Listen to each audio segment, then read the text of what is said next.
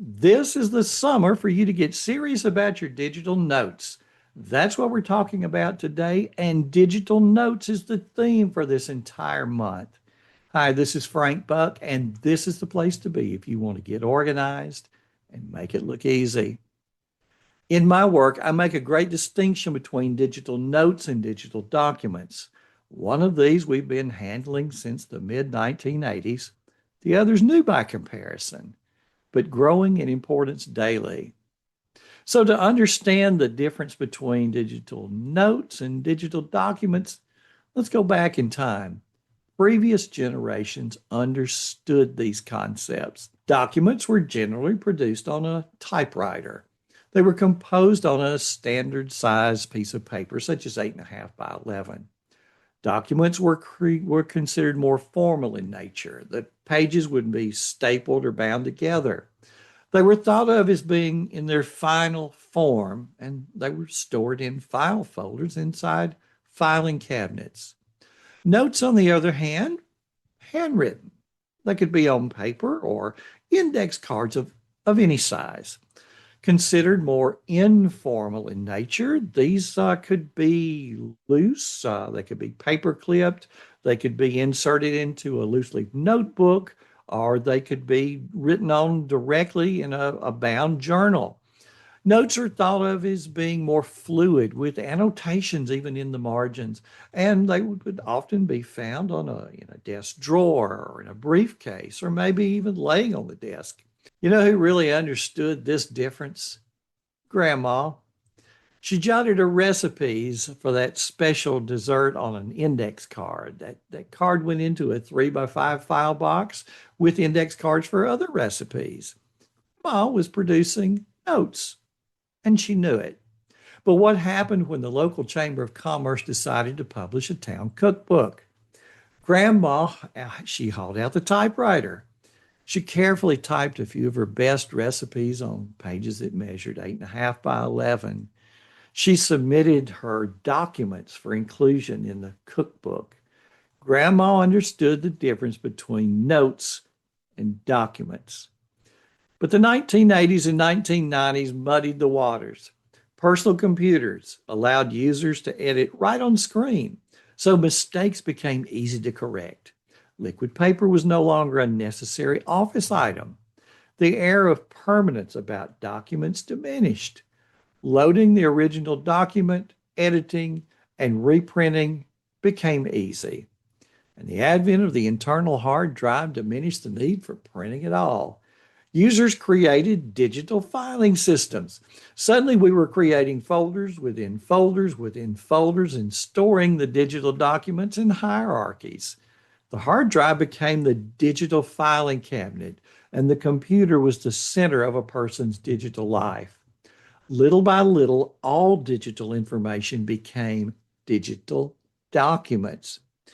And I've got to confess to you, I didn't really understand the difference either.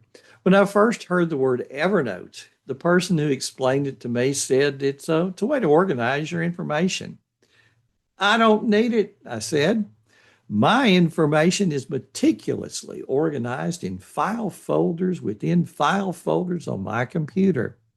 But you can get to it from anywhere, was the comeback. I have a Dropbox account, I said. Anything I need to access from anywhere can go right there in Dropbox. See, I didn't get it. I didn't understand the difference between digital notes and digital documents. Neither did I see the need for a difference. But that opinion has changed. Here's why digital notes matter. Now, I'm going to talk to you about Evernote because that's what I use.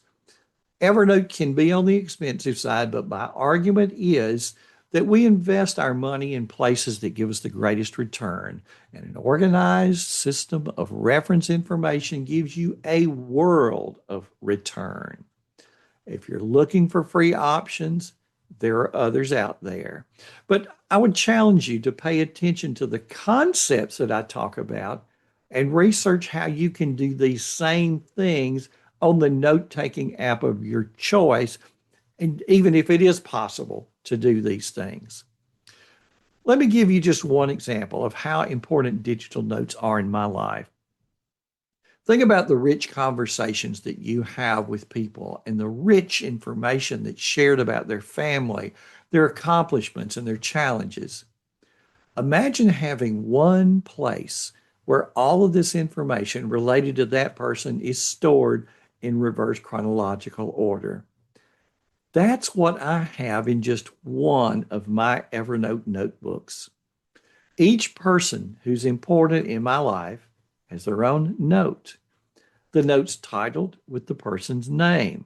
And as you read the contents of the note, you see in reverse chronological order the important conversations and events related to that person.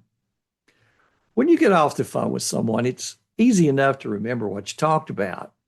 But 3 years from now, will you recall that conversation? Even fairly major points are easily forgotten. And what about that beautifully written note that you received from your friend, a handwritten note, or the handwritten note that you sent to your friend? How do you save those kinds of things?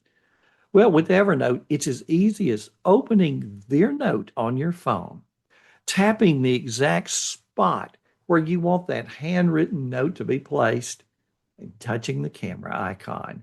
That image now becomes part of the permanent record. Over time, you'll see how important this becomes as you go to a friend's note and you start to scroll back through the years and you see those things you had totally forgotten that were so significant. Let me give you another example from Evernote.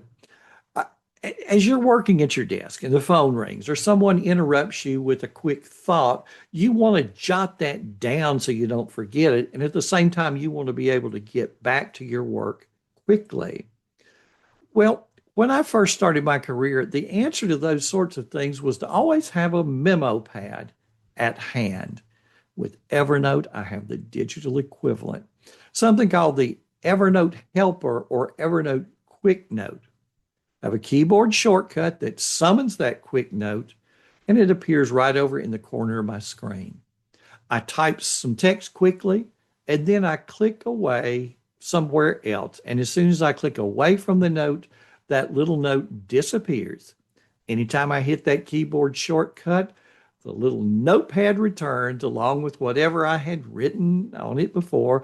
Later in the day, I go through and put all those little random thoughts where they belong and clear out the Evernote helper.